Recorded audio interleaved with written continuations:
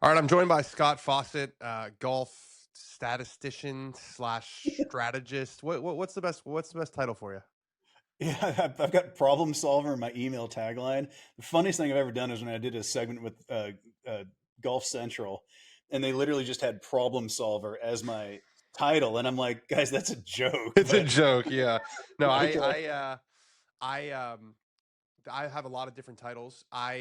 Golf journalist, golf whatever. But my favorite one is there was a release that came out. I have a small role, like a cameo in the new Apple TV show with Owen Wilson about golf, and they called me golf enthusiast. So I'm gonna oh, go no, with golf enthusiast. fair Okay, assessment. so we're looking at this decade packet. People probably know your story. You know, you've been doing this for a long time. Very established name in the golf course strategy world. Creator of Decade, which is an amazing course management system that a bunch of tour pros use. So you do these packets every week, and how many do you send out? Would you say, like on an average tour week? When I was really doing it, which was just before the pandemic, I've been pandemic went lockdown, and then personally with my own game turning 50, I try to distance myself from it now, but at some point I've set it to about a third of the PGA Tour. I mean, Got it. Yeah. So roughly these 60 guys on tour I've worked with in some form or fashion, or had the app and I've sent the packets to and whatever. So I went through the Masters current field. There's 26 guys in the Masters that I've worked with. got it. All right. So what we're going to do is we're going to do a little statistical breakdown of Augusta National. It's funny. There are so many because it's the one major championship that's at the same course every year. So there's all these sort of like old adages and axioms about how to play the course. And what I like about your work is you don't give a shit about those. Like you don't give a crap about like, oh, if it's for you, you got to play it right to left, or on this hole you got to do this. So we're going to go through the course through your eyes. Absolutely. All right. So talk to me about the first hole. Well, it's funny is let me pull this up on my because I've got my own packet just so I can follow along. Um, one's an interesting one.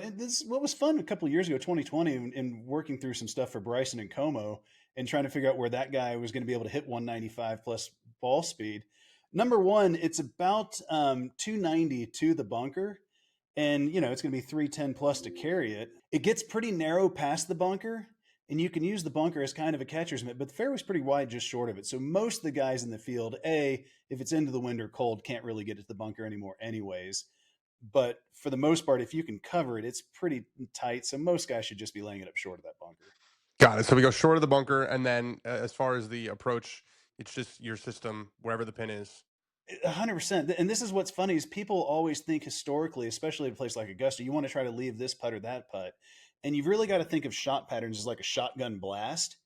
And so even if we just use like my microphone as the pin, like it doesn't matter where you're aiming relative to it. Some of the shots are going to leave you that putt, but if you're trying to intentionally get that putt, you're just adding too much distance onto your overall proximity, and that's a net negative. So and this is what's weird for Augusta. For the most part, I really don't take slopes and ridges into consideration. And I definitely don't take trying to leave a certain putt ever into consideration. We want to be getting it as close to the hole as we can within the constraints of the shots. So we go to number two. They move this tee back into the left, trying to, I think, entice guys to hit a draw. But I'm looking at your packet, and you said I typically don't like players trying to move the driver the opposite direction of their preferred shot shape. So what's the play here? I mean, this hole you need to pretty much draw it on, and so this is why I'm the founding member, captain of Team Mini Driver. There's just not a hole you need 3-wood on at Augusta. I mean, if you've Hmm. got 3-wood into 15, you shouldn't hit it. You should lay up, and so really, there's nowhere else you need it. So Mini Driver is the club. I mean, I even told TaylorMade. I asked TaylorMade 5 or 6 years ago now for like 10 or 15 Mini Driver heads. I told them I'd get them into the hands of somebody, and they literally told me, it didn't sell very well the first time. We don't want it out there. And so I bought every Mini Driver for sale on eBay and got them into guys' hands. And now it's funny when you see the resurgence because literally TaylorMade told me no. But this hole, 9, 13, 5, there's just so many holes that having a Mini Driver instead of dropping all the way back to 3-wood is a huge gain. It's 20, 30 yards. And on this hole, it's the difference in getting it to run down the hill or not. So So why mini driver over just normal driver? Because the drivers are hard to turn over. it's not that. Yes, so this is a Sasho-ism. Modern drivers, the further the center of the mass is off the shaft, the harder that club is to drive, which intuitively, as a guy without a physics brain, makes sense. But Sasho, the actual physicist in the game, has established that, which is why pretty much everybody not named Bryson or Rory that hits it hard fades it. Yeah. And I used to think as a guy who hits it hard, it's because we're kind of holding on to it or just clearing or whatever. It's just the way the driver works. Bryson's able to draw it because of having the weakest grip possible, and he's trying to snap hook it. And Rory's just a unicorn, so I can't even explain what that guy does. But for Yeah. the most part, it's why Zalatoris the year I think it was the year he finished second. He was down there in the left, down there by the junk. I'm not sure still if he tried to draw that one or just caught the trees, but there's not enough room really to play a fade on that hole, so it needs to be turning over. The last paragraph here. Use patience and discipline on this hole to ensure you get 4 good looks at birdie instead of attacking too much in hopes of eagle. There was only one eagle in all of 2019. It looks like there was 7 eagles last year. So I think Yeah. it's when you write that, you're saying don't get too aggressive, basically.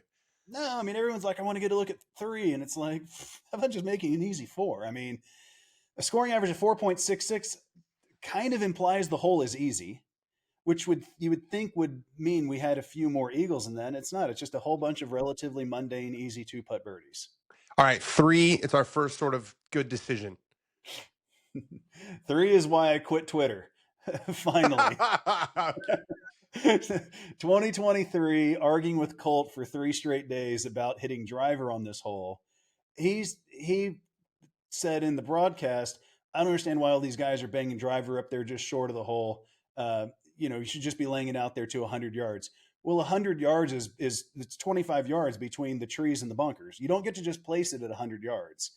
And so if you're going to lay it up, like that's the old golf adage that is correct. If you're going to lay it up, lay it up.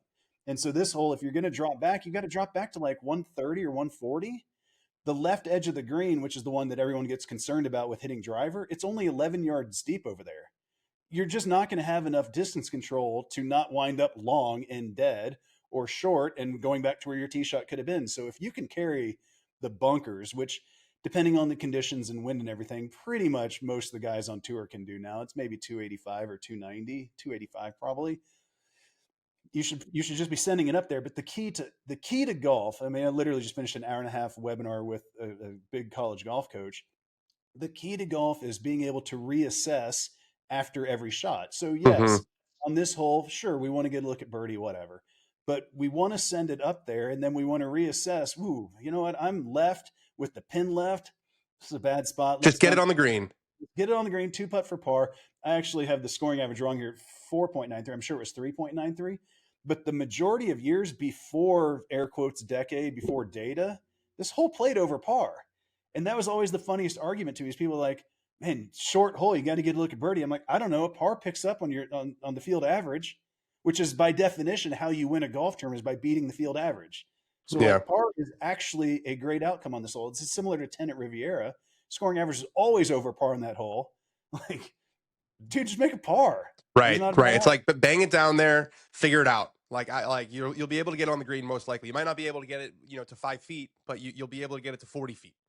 Any game or sport technically has strategy, and all strategy is math based. And so what you've got to think about is like the tee shot is the flop in poker. So, man, I've got two great cards here. The flop comes, fireworks are going off in front of me. Uh-oh, this isn't good. Let's reassess.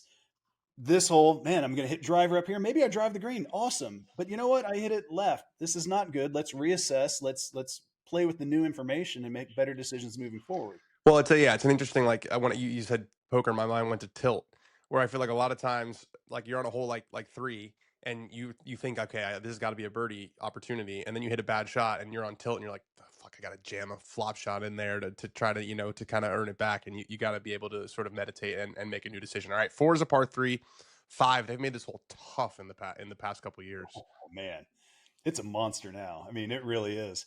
Those bunkers are just dead. I mean, Dead. no I remember one. Tiger. I think that when Tiger won, he hit it in the bunkers all 4 days and made bogey all 4 days. Yeah, yeah. I mean, they're just absolutely dead. The lips. I don't want to say they're too big, but it's not a one shot penalty because you do get to advance the ball out of it. But the key to all of it is taking your medicine. I mean, again, that's an old cliche that is so spot on. It's unbelievable. So, but this one, do we want to be hitting a fading driver up there? Well, again, as you look at the geometry of it coming in, if the course has any speed at all, to avoid the bunkers left and keep it out of the short rough at Augusta, right? probably needs to be turning over. So this is another perfect spot for a DJ mini driver, just roaster.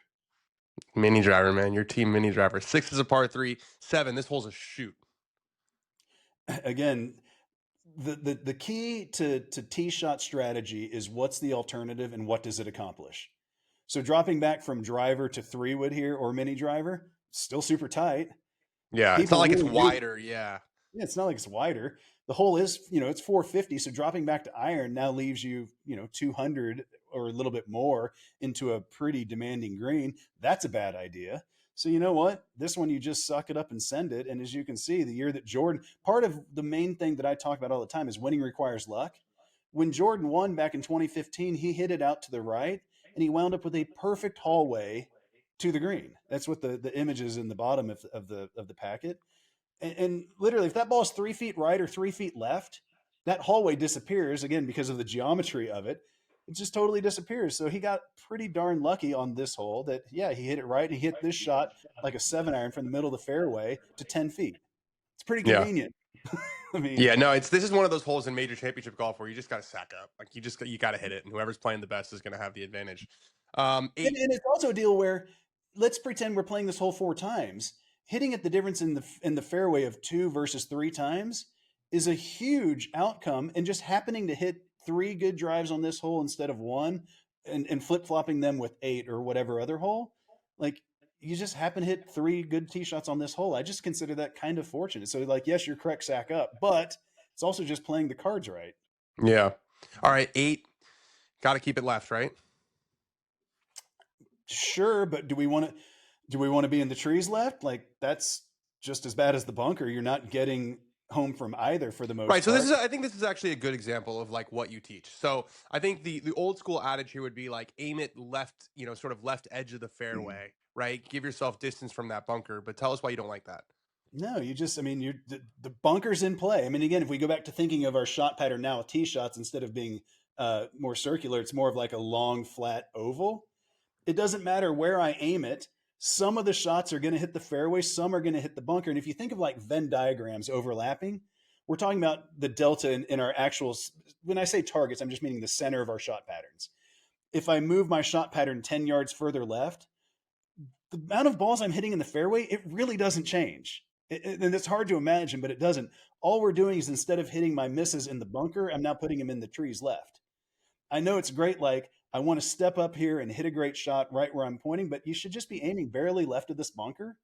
And the key is then you're actually trying to hit it there, and you know that about half the time you're going to miss it left of it, you're going to be in pretty good shape, and about half the time you're going to miss it right of it, and you're going to be in the bunker. Okay, cool. Advance it No, as far as possible on the second shot, but do not take any excess risk just to get it 30 yards closer. Explain that to me.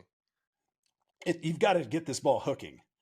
I mean, it's got to be turning pretty hard. And so if you're a guy that's not great at that, trying to hit some snap hook and then winding up short left, which is always a pretty hard up and down coming up over that hill, or we could wind up with some tree trouble.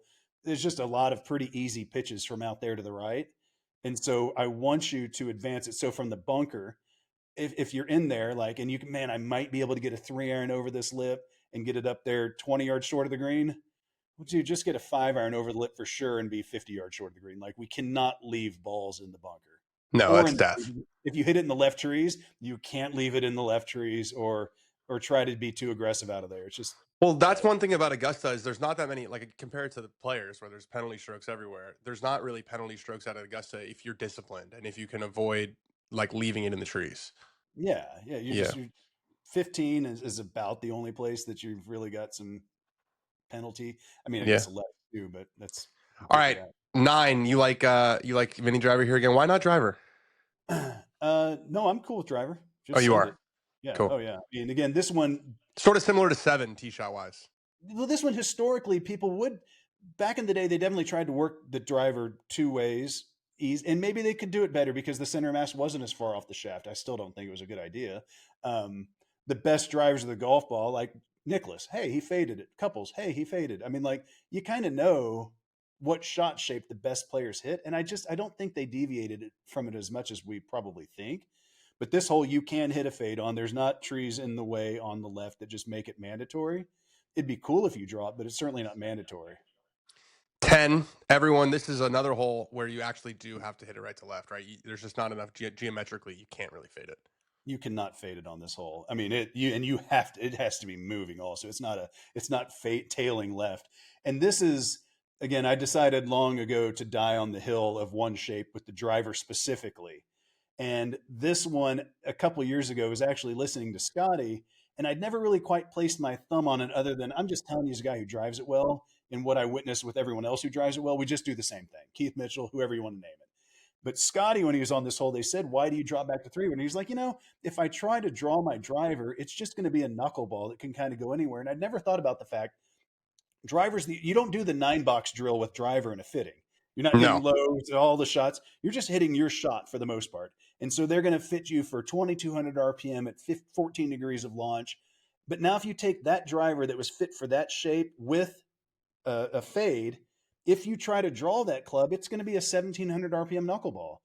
Conversely, if you've got your driver built to draw and you try to fade it, it's going to be kind of a spinny flare. And that's what I don't think that people historically with balls being spinnier and no club fitting, we're talking 30 plus years ago.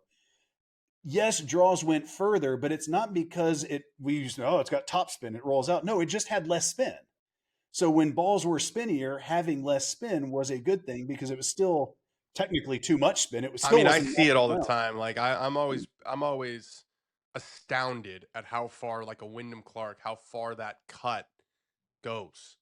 It's Shape it's not it's not shorter. Or Aldrich Potgieter, same thing. Winwoo Lee hits like a flat cut. Like that shot.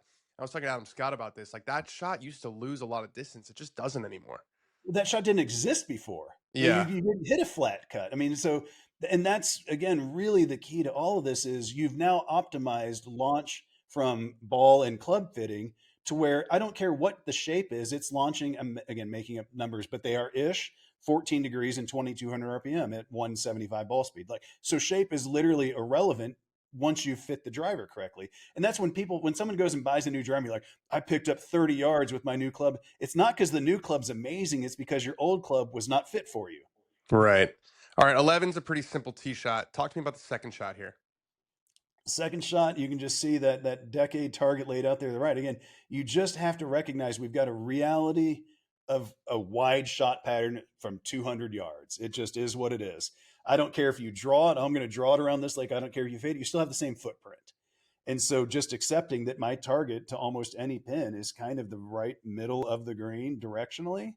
Sure, the further we get back, we can start going further left simply because we're going to carry it further. That's the diagonal nature of the front edge of the green.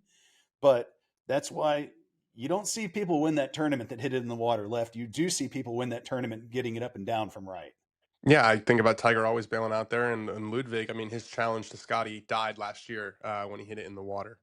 Yeah. 12, one of the most famous par threes in the world. What's the approach?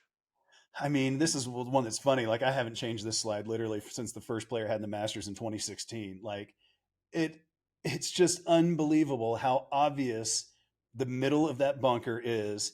And so with irons, a right-handed player's shot pattern is going to tilt long left to short right. I don't care if you fade it or draw it.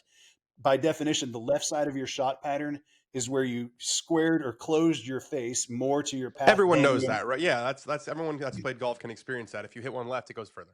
Yeah, it goes further. The Yeah. flares are out short right. So what's funny is the year that Jordan made his quad, he said that he was standing over it and he just felt so good that he just thought he would push it over to that right pin. So he's literally trying to push it into the long right portion of his shot pattern. Like that doesn't exist. At least when Molinari and those guys, like at least Molinari hit an 8 right at it. Still a bad idea, but he had the right club.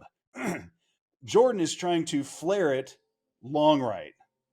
It's Not just, going to again, happen. literally not how it works. And so, really understanding that, and it's just bonkers when you look at Tiger, just steps up that year, dead center of the green. I was fortunate enough to play this course one time, and I'm not going to say it's an easy shot to the middle of the green, but it's also not a hard shot.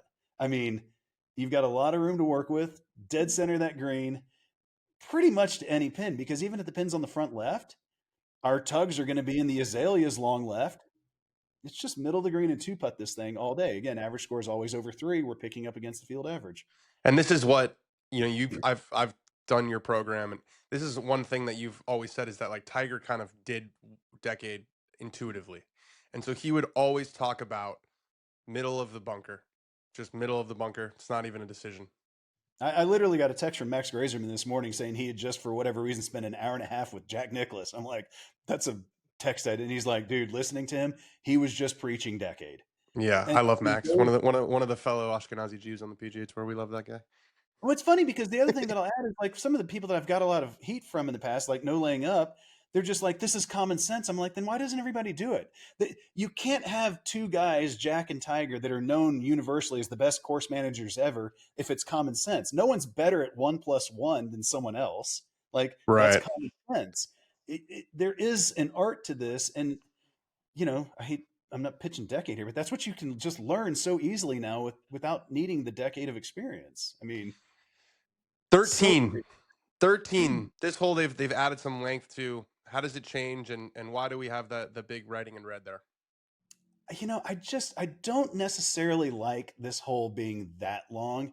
It's a really difficult second shot with the ball hanging above your feet. I do like the guys being able to kind of be challenged to turn 3-wood or something, or be dumb and turn driver around the corner. Just having it to where everybody's kind of hitting it driver out there and then leaving themselves 230 or whatever. I haven't watched it closely enough to really remember how they played recently, but I like it shorter, and a little bit more dangerous. But your question about the red is patience and discipline wins majors. This is just a shot where you just got to step and hit a good shot. And if you don't, you need to take your medicine and just lay it up to 60 or 70 yards. It's not the end of the world. Scoring average of 4.76. It means if you can get it to 80 yards in the fairway on the PGA Tour, that's where they average 4.75. So like if anything goes wrong, we can't put it in the water left. So we are aiming it far enough right that the trees are in play. And if we put it in the trees, I understand Mickelson hit the hero shot from the pine straws and whatever. He's also a unicorn. Probably a bad idea. Yeah, no, I was talking to Nico on the show yesterday, Nico Echeverria, and he was saying he's just going to lay up. He's like, I just don't think I can get it far enough. He was like, I couldn't. He went and played for the first time. He couldn't believe how long this hole was playing. Well, that's the funny thing about when you'll hear it this year too. Zach Johnson won the Masters without going for a single par five. An important footnote to that statement is nobody went for the par fives that week. It was a miserable week. It was cold and rainy, and he didn't win it at 20 under like DJ did. When Zach Johnson won, he won the Masters at 1 over par. So saying he laid up for all the par fives is like, yeah, it's not because he laid up on the par fives. It's because everybody else laid up on the par fives that he won. Yeah, yeah, exactly. All right, 14 is pretty simple. It's just kind of probably the most meh hole at Augusta. No, The, no the one thing that bunkers. I would add before we move on, though, from 12 and 13, is the Masters is the one tournament, like literally even just tournament, that has been won disproportionately by lefties. Hmm. Bob Charles, Mike Weir, Bubba, Phil. Like if you look at the percentage of left-handed wins, it's off the charts compared to any other course. And holes like 12, 13, those tee shots, there's nowhere that you just kind of have to cut it except for 18. Right, it's But all those diagonal other like this, all with the second shots. there's all of those tee shots, and so the pull on 12, hey, it's pretty convenient that that's where the hole happens to be, and the same thing on 13. It's just this golf course really, really, really favors left-handed players, and the results speak to that. Yeah. All right, 14, pretty meh, just mass driver. 15, decision time with the second shot. How do you walk your guys through this? I believe that if you've got an iron, okay, and anything with bulge and roll is a layup. A hybrid, 5-wood, 3-wood, it's just there's not Just enough spinning too room. little? It's spinning too little, but you've only got about 10 yards of distance control to land it in. So if you don't land it in far enough, it's going to come back in the water. And if you land it long, like Hideki did, it's going to go long in the water. Like people land a 5-iron long and it doesn't go in the water, but you don't land a 3-wood or a hybrid or anything else long and it not get into a serious problem. And now you want to talk about a chip shot. There's a number of things people always say you can't appreciate this hole unless you see it. You can't appreciate what chipping up that hill and then down that green looks like unless you've been there. It's like you're not flying it on. and bumping it up there, it is just dead. And so yeah, this is a spot. Again, I like this whole shorter also. I'm definitely a let's shoot low. Like this is the one tournament a year that I'm like, yeah, it's a major, and let's go make some birdies and eagles and get the back nine. I mean, that's again, unless you've been there, the back nine is just it really does just play back and forth all over each other right there. It's And cool. it's so cool, and to get the roars going there. But yeah, if you've got realistically 220, let's call it, rather than just saying a flat faced iron because of how far these guys hit the ball. Anything outside of that, I don't think it's necessary to go for it. I mean, again, 16. Yeah. I was just say you just look at Hideki and you just that was just so unnecessary. I mean, let alone the fact he had a 4-shot lead. But what Zalatoris told me that year is there's just not great signage out there on the back nine where you really know where you stand. Yeah, it's And crazy. It's like going back in time. There's no like digital scoreboard, so it can be laid yeah, and you can't see it. because that's what I asked Will. I'm like, did you know where you stood? He's like, I had a pretty good idea that I was in decent shape, but I had no idea. And then, he was on 16T, 17T, I believe, when that happened, he said. And he's just like, I didn't know what he made, but like, game on, man. Yeah. All right, Totally 17. unnecessary. You should keep it out of the tree 70, 75% because it's wide enough. I would talk about 16 first because I think that 16 with that Sunday pin is interesting. Yes, they're using the slope to feed it down to the pin, but proper course management, they would be hitting it there anyways. Like the proper target for decade is literally the dead center of that slope. Like, so we want to be about 9 yards from the edge of the green, about 3 more yards. That's literally the center slope. That's where they should be hitting it anyways. Tiger in 2016, when he nearly makes the ace, yes, he used the slope to hit it close, but if that slope wasn't there, he still would have been trying to hit it to the same place. And I think Yeah. that's really important for people to know and understand. It's just a convenience factor than what we're trying to actually do. Yeah, it's a bit of a funnel pin. All right, 17. I mean, just send it. There's just again, what's the alternative? I mean, send it 100% of the time. Yeah. 18, the finisher. We know about the shoot here. How do you walk your guys through this one? It is so narrow back there. And again, this is one the majority of guys do play fades, so it just sets up perfect for them. Uh, but just as a joke, I mean, literally just get it through the chute. I mean, that's why I say this is an accidental duplication number 17. There's just fire driver. I disagreed honestly with Tiger, other than the fact that he does hit some foul balls with driver. When he went back to 3 wood in 2019, I felt like that just brought way more He did double make a into play. bogey. He made a Yeah, I bogey. mean, he made a bogey, but I thought it brought double into play more than driver does. Sure, driver can go through and into the bunkers, but then we can just lay it out relatively easier. I mean, not getting it around that corner is a pretty big mistake. So it's so again back to I just like this course playing easier. This is the tough one because if you remember when Tiger won in 20, his first one 96, he just blew it over the bunkers into Yeah, you know 97. Yeah, it was yeah before. Yeah, he blew it into like almost like the ninth fairway, I think. yeah, it was just like nothing out there. Like it's just this like triangle of nothingness out there between 9 and 18, and just fired. I mean, I wouldn't stand there if I was a spectator. I can assure you that you might take one in the right in the bean. And so, in summary, how would you describe Augusta as a golf course and the test it provides versus other courses? I love it. Obviously, it's the one major I grew up really enjoying. But as far as strategy, it's just bang driver on every single hole except for the ones that don't fit your shape. I mean, and so Bryson coming up on 18, he's got a challenge on this hole. That's what's so interesting too with Rory, how he messed up number 10 that one year. Like that hole should just Yeah, fit his that's size. called nerves. Yeah. Did he hit driver or three? But I don't No, remember he hit which one. 3 wood rope. Yeah, I mean that he doesn't need help drawing it. He should just be roasting driver out there. It's interesting because I never really thought about going back and looking at it. But when I did, I was like, I can't imagine him hitting a driver with that much hook. It totally makes sense that it was a 3 wood he's really trying to swing. It's kind of like when JT hits that roaster on 16 and 18 at the players. It's like, shouldn't you just can you just hit a normal 3 wood out there? Like, So you're what saying are we talking? it's really not that much strategy. I don't want to get in trouble with Augusta, but it's really not. I I mean, mean, it's really not. There's not much to it. And again, that doesn't mean this is where the GCA's we're hate me. talking I'm not. also we're talking a lot on about like the longer shots. The short game shots is sort of a different conversation. 100%. But even still, what I was about to say is, even still, like, what was perceived as really artsy back in the day of all these, you got to leave it in these quadrants and these positions on the greens. Once we really understand the absolute size of shot patterns, it's just not really as interesting as you would have historically thought. The idea of the best putters are going to win here, that's because the best putters have the best speed control. And so a guy like Zalatoris, who's had great success there all the time, even though he's not a great putter, he's got immaculate speed control. And so he is a force at a course like this because A, he stripes it, and B, he lags it really well.